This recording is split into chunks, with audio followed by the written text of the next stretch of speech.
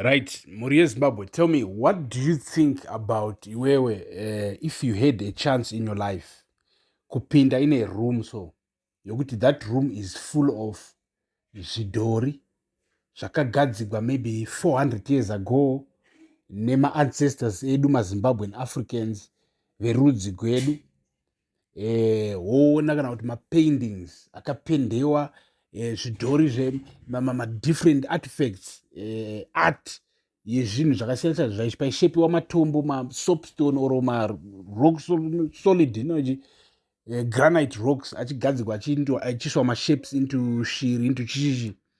How would you connect with that? What do you think that environment will bring out of you? What do you think it will also instill in you? Would you be able to say, oh, this one is from 1400, it's now like what, 600 years old or 700?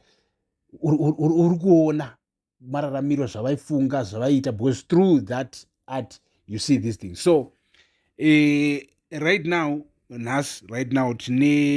tina president Emerson Mnangagwa who issued a statement vachitaura about shiri yamuri kuona iyo, soapstone yamuri kuona iyo, the Zimbabwe bird, vana Gaton Mackenzie apo.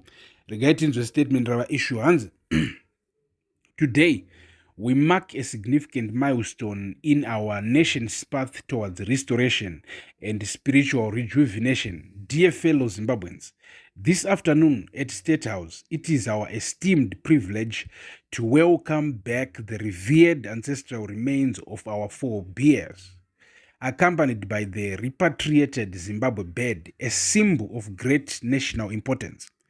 For over a century, these venerated artifacts embodying our essence and identity were wrongfully removed from their rightful home during the tumultuous period of colonial domination. Zvakatogwa zvinhu izvi panguva varungu pavakauya vachitake over, they took everything, even our wisdom. Maybe we had books, maybe we had the knowledge to write, but they were able to, make sure we forget about all of that by taking all of the important things.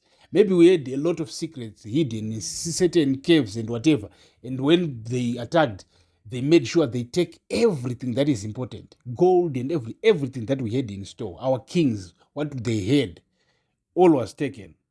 And it runs, so that piece statement represent Emerson Mnangagwa, the Zimbabwe bird's return transcends the recovery of a mere artifact. It signifies the return of a national icon that epitomizes our sovereignty. By laying our ancestors to rest in their native soil, we reclaim the dignity of our heritage and take a monumental step towards rectifying past injustices. Our history is being restored to its entirety, marking a triumph for our cultural legacy, our collective identity, and future generations. Muri Zimbabwe, so iwo kana ukanzwa zvinhu izvi unogona kugaya kuti iwe saka inongori one kanongori ka1 ka-soapstone bed kangodzoka here kauchichi kuti pane zvimwe zviriko. Is there somewhere where our identity can still be found, kuti unogona kutopinda mumuseum kubritain wotoona kuti this is us as Zimbabwean people, is the ande wotoona kuti ndo mararamiro aiita mashona kudhara, ndo mararamiro aiita chii vanhu vaigara muzimbabwe kudhara, ndo chichi zvaitika, handiti uri kuona, then you connect with your identity. Hanzi why many iconic items, apa haasiri president Mugabe, taakuudzai more information kuti why many iconic items have finally started returning home. Most notably the final Zimbabwe soapstone bed. Yes, just yesterday thousands rakapinda nezuro, thousands of artifacts remain in foreign collections. The British Museum alone holds roughly 6,000 Zimbabwean artifacts. Muri Zimbabwe, British Museum iri one holds roughly 6,000 of our identity. Muri Zimbabwe, zvokuti nototi kanopinda museum Britain, you will know yourself better. You will know yourself better. And other significant collections are held in Germany, South Africa, South Africa, some still pending full transfer, and various private collections in the United States and Europe. Kune zvinhu zvedu futu. Here are the major categories of artifacts still held abroad in Zimbabwe. 1. Human remains. Human remains, the national heroes. This is currently the most sensitive issue. Several British institutions, including the Natural History Museum and the British Museum, hold the remains skulls of leaders from the first Chimurenga in 1896 to 1897.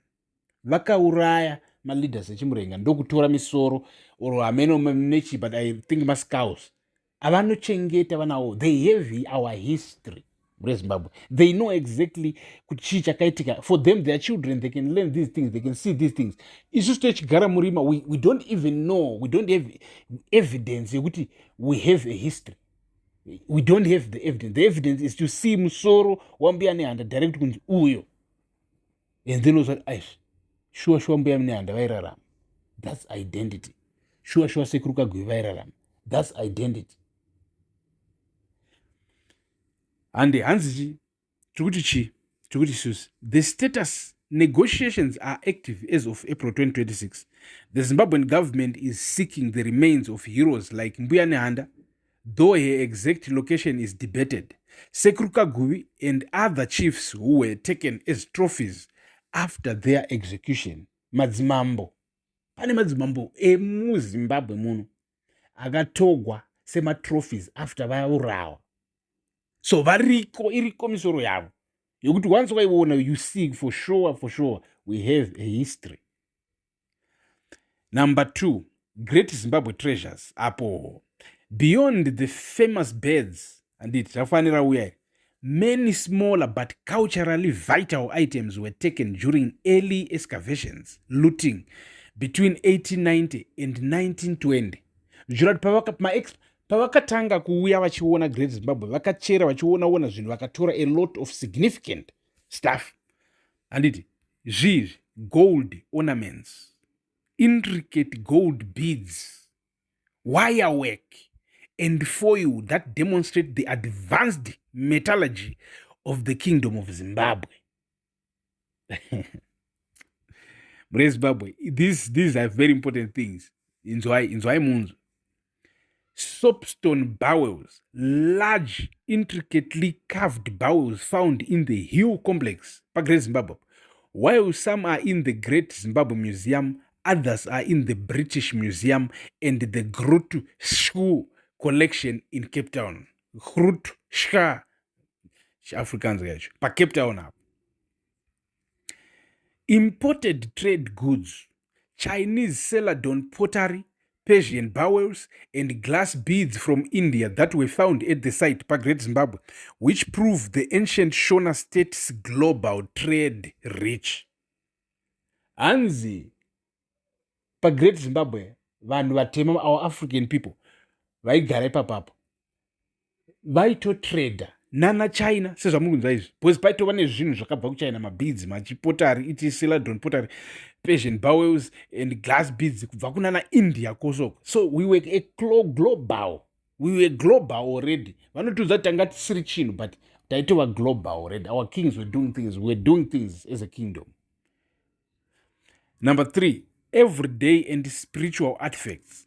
Ndezvimwe zviriko futi. Foreign museums hold thousands of ethnographic objects. These aren't just old things. Many are sacred or tied to specific family lineages. Families, our own riches, our own collections. And it taitogona kutaura kuzati sekuru ningi babandu ugototaura 10 generations.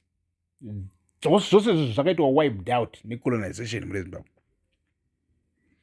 Right, kuna chinhu chonzi mutsago, a headrest, carved wooden headrest used for sleeping and connecting with ancestors. That's religion. Mbira and musical instruments. Traditional instruments, some dating back centuries, often found in European world music or anthropology departments. Kuzvaiko zvinhu taitova nema-instruments ataitoridza amwe aitota date back kuchi ma-centuries, hundreds of years. so that it's passed through generation to generation. Sensational, man.